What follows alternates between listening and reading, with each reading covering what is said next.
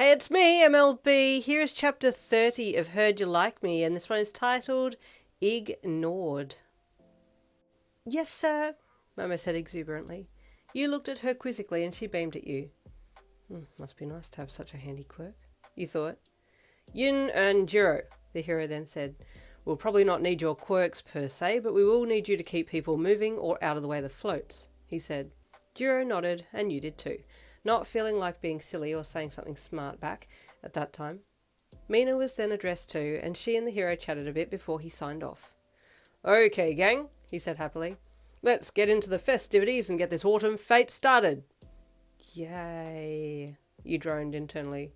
Super fun. This is the last thing I feel like doing. I just want to go home.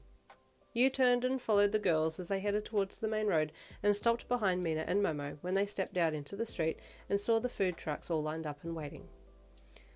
Are you here to help with the festival proceedings? A young female cop asked you all. Yes, Momo said happily. We're here to block the road off and clear the traffic before sending the floats down. Okay, perfect. We're about to start clearing the main road and putting up barricades. Would you mind helping with that? Yes, I can make the barricades with my quirk, Momo offered.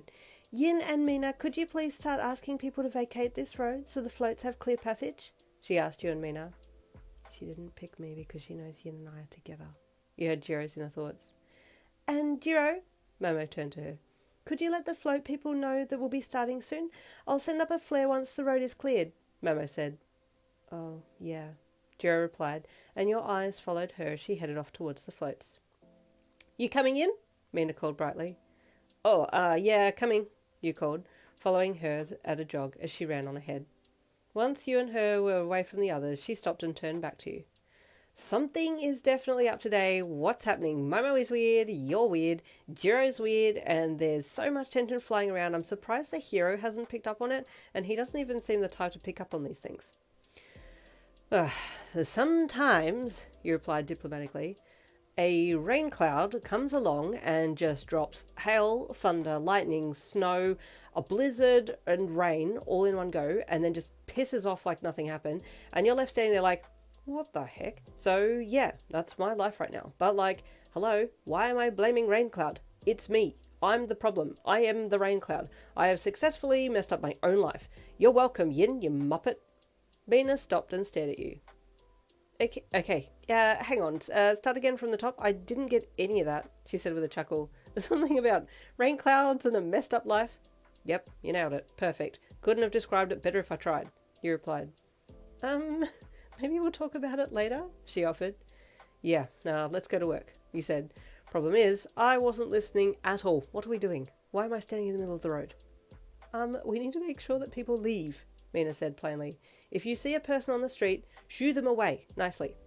Okay, people equals bye-bye. Got it, you said. I'm going to go and bye-bye to this family over here, you said, spotting a mum and a dad with a baby in a stroller, trying to get the wheel of the pram unstuck from a groove in the drain gate. Okay, good luck. I'll be moving people off this side, and I can already see Momo making barricades, Mina called. Okay, if you need me, shout twerk in your mind and I'll come to you, you called to her, and she snorted with laughter as she ran off. Okay, take it all back, you're fine, she said in her mind as she ran off.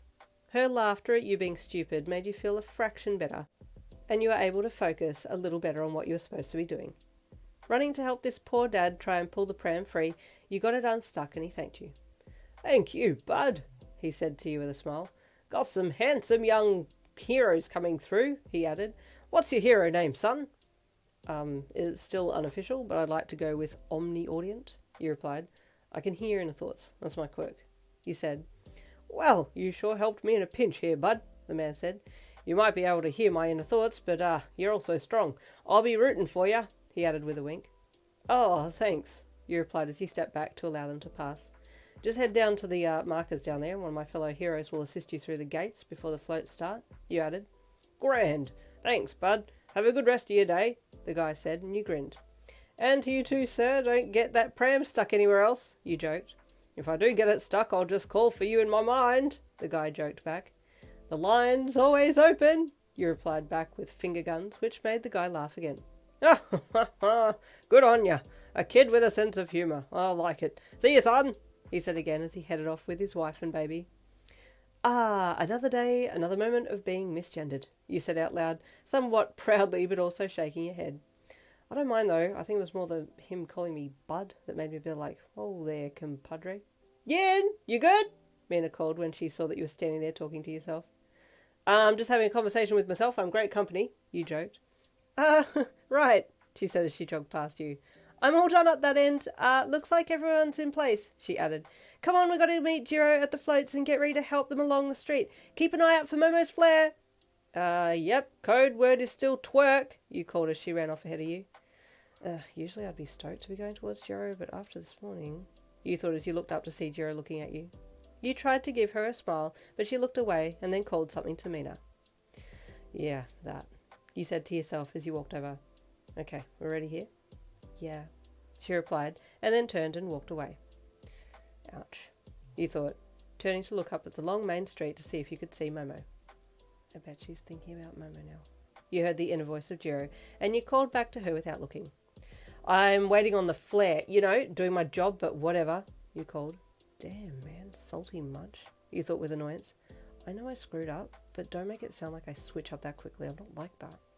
Just then you saw the flare go up at the end of the street, and you turned to Jirou and Mina behind you. All systems go, you called. Float, start your engines! The first float was designed into a giant ginkgo leaf that turned many different colours and had a few dancers in the middle of the platform who were waving and dancing to the song that started the second the float started to move. I'll take this one, you called to the other two girls, who nodded in reply. The float was moving slowly, so you walked beside it, making sure people were staying behind the barricades as it moved along. The second that it started to move and the music and dancing started, the crowds watching called and cheered happily, excited to see such a display. Mina was next to come walking beside her float, which was a float dedicated to the foods of autumn. A mascot dressed up in a puffy coffee takeaway cup made everyone giggle and smile as it came along, and then Jirou followed at the end. Her float being dedicated to the clothes of autumn, with many dancers and cheerleaders doing intricate formations on the float, dressed up in scarves and woolen boots as they jumped and spun around. Okay, everyone's okay so far, you thought as you looked back down the line of floats and then up ahead to where Momo was standing at the end. Halfway there now, you thought, checking your parameters again. Thinking it might be a good idea to listen in to the drivers of the floats, you focused and listened in, starting with your float driver first. Oh, is it going to be fine? Oh, look, it's an MLB story. Of course it's going to be fine. The driver's going to be like, yep, fine and dandy, and everything, nothing's going to happen. It's all going to be all right. Yeah, yeah. Sure? We sure about that? We will see next week. I'm sorry, guys. Next week for Heard You Like Me. Tomorrow, more Sarah. I'll see you then.